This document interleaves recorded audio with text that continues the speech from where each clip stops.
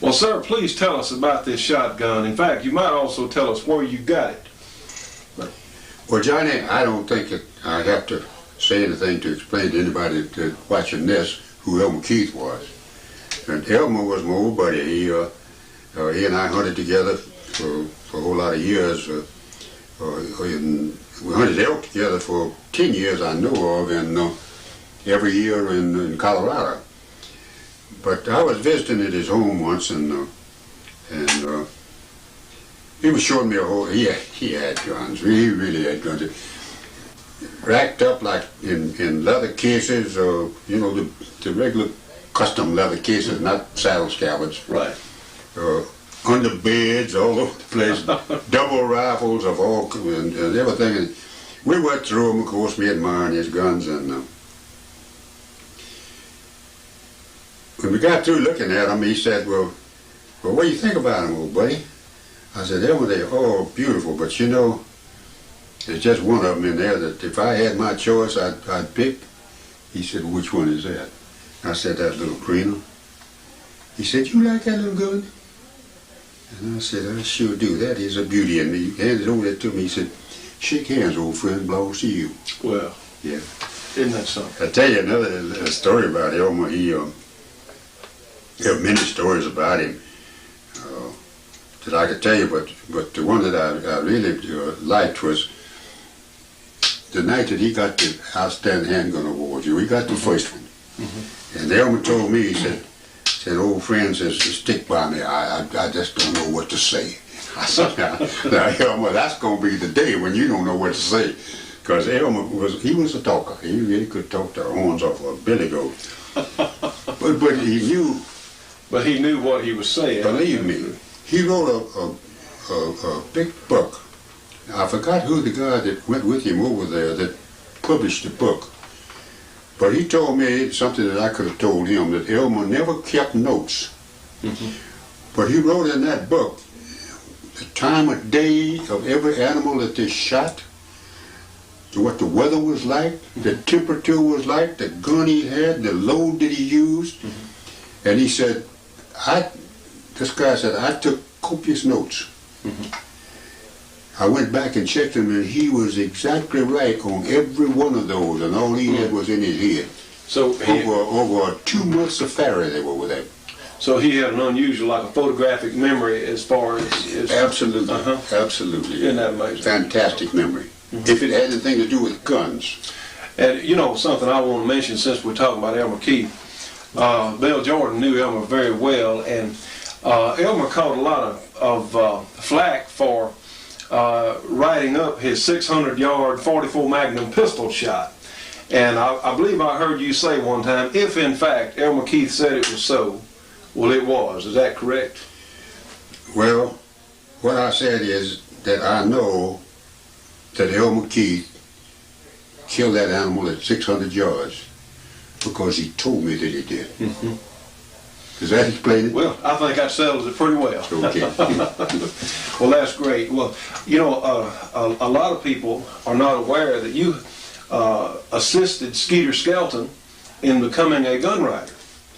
Well, not really. Not really. I helped him, though, to get with Shooting Times. Okay, with Shooting Times. Yeah. And we do want to say that the good folks at Shooting Times, Bill is still writing a column for Shooting Times magazine, and they're just terrific people, as both of us will agree on. But tell us a little bit about that, if you. Well, I had been doing a little bit of writing for Shooting Times. They would ask me to write the other side of something that one of their writers was writing. I was in the Border Patrol. Oh, by the way, you said I was in the Border Patrol and came back to it once. Came back to it twice from the Marines. World War II and Korea. I was called up for both of those. So they liked you so well the first time they asked you to come back to the Marine Corps. They didn't ask me, they told me. It's a little different. Anyhow. Well, let me ask you, how did you get started yourself in shooting and hunting? What was your first gun? My first gun was on my 8th birthday, a single-shot Winchester .22. Bolt action, and it wasn't very long before I was deadly with that thing. because I never took a shot over 4 feet. I was real good at stalking and had absolutely nothing but time. And I would sneak up on a bird or a rabbit. I had a very understanding parents, and they would let me go across. There was a bayou on our place, and on the other side of it was quite thickly wooded. And I could come in from school during the hunting season, take that 22 and a blanket and a little old mess kit, kill it, and back to nothing else, and go over there and come back Sunday afternoon. They would, leave Friday afternoon, and I was on my own over there during that time.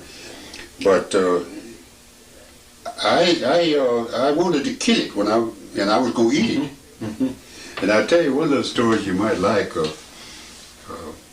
I brought in one time a cook. Everybody had cooks that did all their cooking for them those days.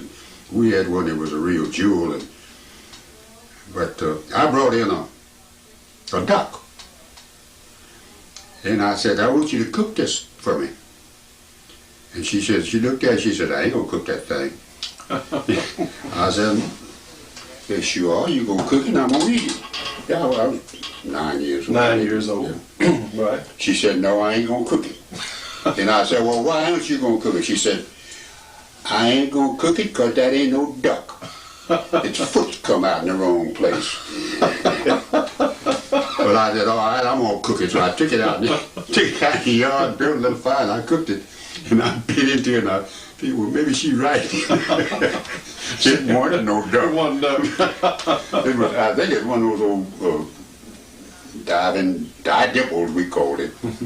So his feet come out straight back instead of down like a duck. But she said, ain't no duck, his foot's come out the wrong way. Well, realize, of course, this was a somewhat different time from now, and of course, Bill Jordan grew up. From the first time he could probably walk and crawl, you were exposed to people hunting, and you learned gun safety probably before you could walk. My father was a quail hunter and duck. And I went with him even before I was allowed to have anything. But I'd carry a stick like I had a gun too. So by the time you got around to actually getting a gun, well, you pretty much knew. How to. At 8, I was turned loose with the gun. I knew enough about guns that they figured it was safe. But of course, this was a different time. As today, children are turned loose with video games at 8 and cartoons on television. And this was the real world back years ago. And of course in Louisiana, Bill Jordan is originally from Louisiana, as am I. And I know a little bit about those same conditions. I'm not quite in his seniority bracket, but I do have appreciation for. Let me say one thing, it's a little interest. Bowie, Jim Bowie? Yes, sir. Was born about 8 miles from where I was. Oh. No, I take that back. Okay. He lived there. He was born over in Tennessee or somewhere and came there as a very small child. And he lived at a little place called Lloyd Bridge. I didn't know that. You don't know where it is? You know where it is, sure. That's where he came up and raised. Isn't that something?